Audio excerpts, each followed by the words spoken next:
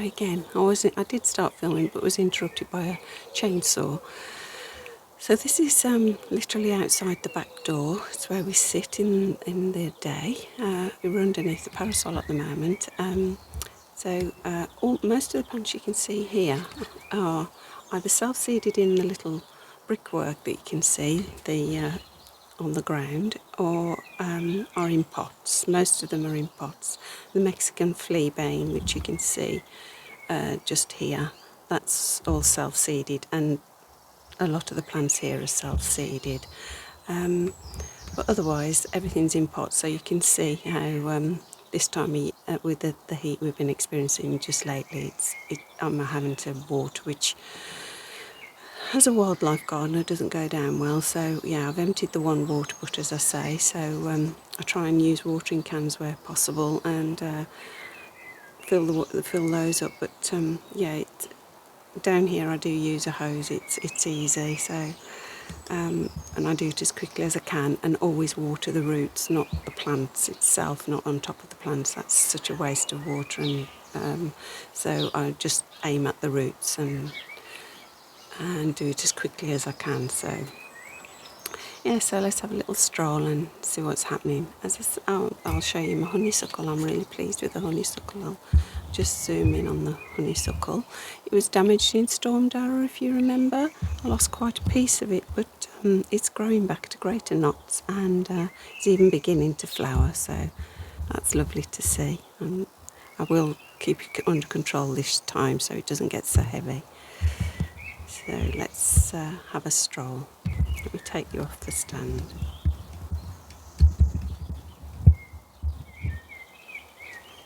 Yeah, so I picked some sweet peas yesterday. Quite a generous bunch there. They smell gorgeous. I keep them outside so that any insects can still have the benefits of them, and we get the benefit of them sitting by them. So right, let's have a go and see what's happening. Waiting excitedly for this to open. This is the nettle leaf bellflower. It's the we have a little bee that comes to the garden. You wouldn't even know it was a bee. I mean, you can see an ant here. Let me show you this ant. They're not much bigger than the ant, and they're called scissor bees, and there's another one as well. And yeah, this is their main food source. They just like magnets. It's just weird. The blue flowers open and the bees are in there, and they even sleep in them at night. So I have got a bit of film of that, I think, somewhere amongst my videos. But if it happens again this year, I will show you. Nasturtiums are doing well, doing exactly what I planted them for. You see the caterpillars? No wasps have found them yet. So yeah, munching away nicely on them. So I've got plenty of nasturtiums this year. This pot has also got ragwort in. Oh yes, there's a cinnabar caterpillar. Can you see it by my finger? I was just going to say there's no cinnabar caterpillars on it, but actually there's one there. Now it may have come off. Can you see it just behind my finger? It may have come off the main plants that they're using, which is here. I think I showed you that they'd laid eggs. Well, there they all are, munching away. Fabulous. Coexisting with the ants, who are obviously milking the aphids. So yeah, what a great plant, and once the flowers open, there'll be even more insects using it. So, oh, a ladybird here. Look, this is a native ladybird as well, which is unusual. Don't see them very often. Just by my finger, I think it's the 22 spot. Oh, it's just gone behind the knapweed. But that's nice to see. I've been seeing lots of caterpillar larvae this year, but mainly I think from the invasive ladybird, the harlequin ladybird, so not our local one. There it is, look, on the top. Let's see if I can zoom in and focus. Let's see, put my finger there. No, it's not going to do it.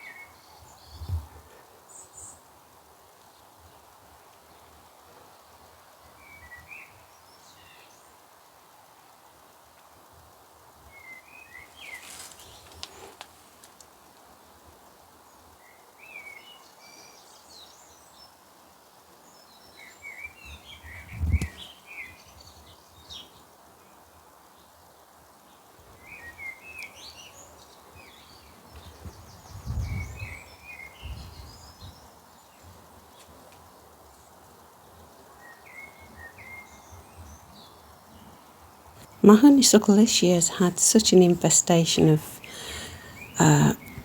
green fly, it didn't actually flower.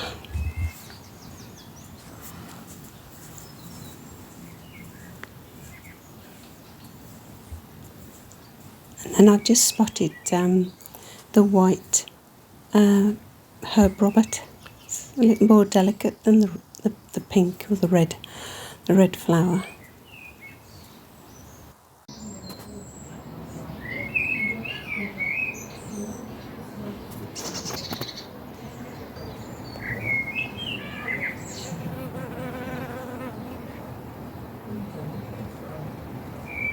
Both bees having a little rest in the flower because it's a bit chilly at the moment.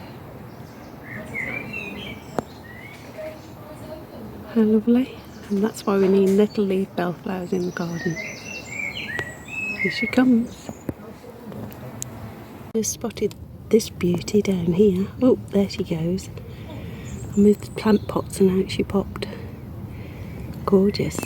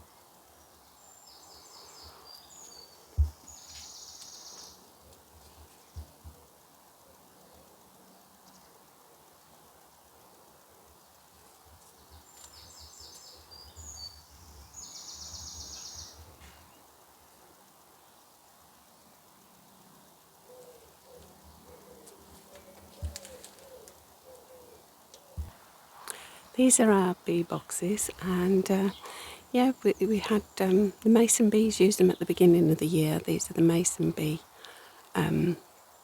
closed up cells, and the leaf cutters are now taking in. As you can see, I don't know if you can see, let me zoom in. My husband marks them so we know the activity. There's a female just come out. Oh, good timing. She's flying right round my hand. It's like, what are you doing here? Yeah, she's on an active nest, but she's also been busy up there too. There's 2 or 3. So those are sealed off up there. There's 4 there, a bit their size. So the asterisk, the star, is to show that that nest is active, and the P is for the patchwork leaf cutter bee. There's another one just come in and gone into that active one. So yeah, they're doing really well this year. The depth of these boxes is so important. These are much better boxes. They're the depth of my hand, really. The longer the tubes, the better, really, for the survival of the bees in there. We have seen a predator called the sharp-tailed bee hanging around. I think that predates the patchwork leaf cutter bee. My husband did catch it the other day in his hand, and it did sting him. His pace for his sport there, but incredible that he caught it in his hand and was able to photograph it. So yeah, we got a few predators hanging around, but that would be the same if they were nesting in a natural site. And I'll show you something that proves that in the shed in a moment.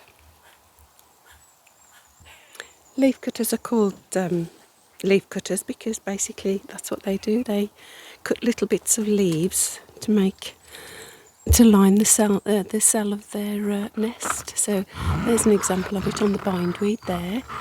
And I was fascinated to see that they've been using my rose too.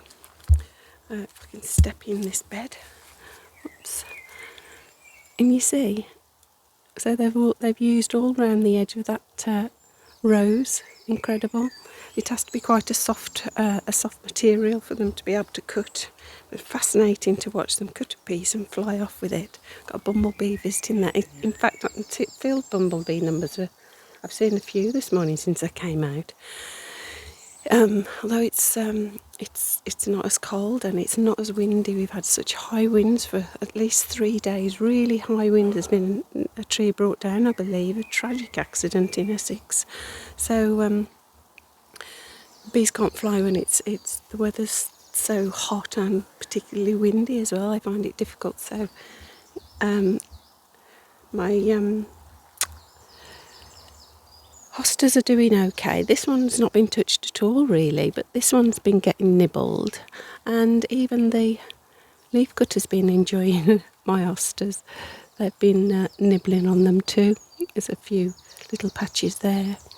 There's 1 or 2 little marks on them, but they're doing well, and the bees have been buzzing away on the flowers, so they've been enjoying those there. But I want to show you something in the shed now. I did a little video short on it the other day, but these caterpillars I'm about to show you that have been predated were outside. They weren't. I didn't do this in the shed. They were outside and they were predated while they were out in the garden. And I'll show you what's happening. Some of you may know I grow cabbages purely for white caterpillars. Because all caterpillars are struggling, and I know for gardeners this might sound ridiculous and not helpful to you, but I'm only thinking of birds that need caterpillars, other insects that need caterpillars, and you know, the cycle of life kind of thing. So I buy these cabbages and grow them particularly to help the insect population. Now I spotted this one first the other day on the top. You can see these little, excuse my nail, I shut my finger in the car door, these little cells here. They're sorry about the focus because it's shiny, and there we go, let's see. And this is a little wasp that's predated the caterpillar. It's incredible how it happened, because this little wasp carries a virus. Without the wasp, the virus couldn't exist, and so what happens is this virus attacks the wasp, lives in the wasp, and the wasp then has to keep the life cycle of this virus going. It sort of adapts the wasp to predate the caterpillar that then these insects burst out of. But then the caterpillar, it's a symbiotic relationship. The caterpillar then protects these little eggs, these little things that have come out. It's not completely killed by the insects coming out at first. And it actually, I don't know if you can see that sort of smudginess around. That's a sort of a woven like web to protect the little developing wasps. So it will weave that, once they've emerged, it weaves all this web over them to protect them, and will even attack anything trying to attack the eggs until it dies itself. So we're just waiting for those to emerge now. Some of the caterpillars are fine, they turned into chrysalises, but I've got quite a few chrysalises. I think there was about 11 in here, and of the 11 there's about 4 that are predated by this wasp.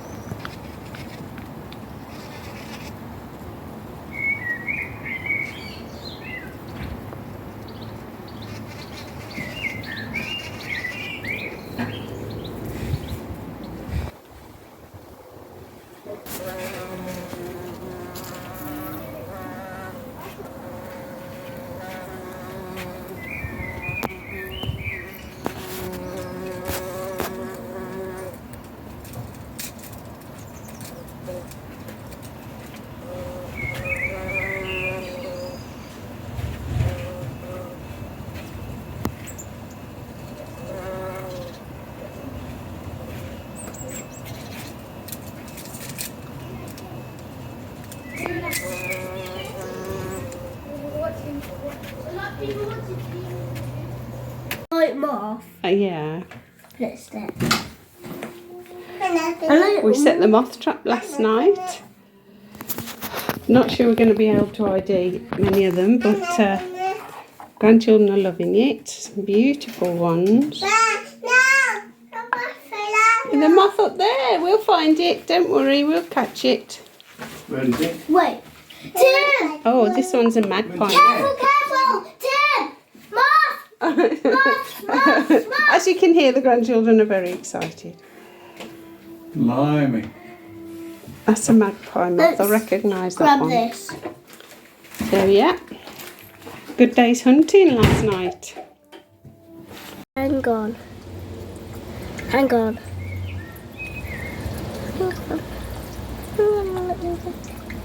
Remember to put the leaf into the pot. It helps sometimes. They'll just crawl onto the leaf. He doesn't want to go, that one. There we go. Well done. Jump back in the pot. I wouldn't use your hand. I would do what I've said is use the leaf to help you like you did. Because it's easy to crush them.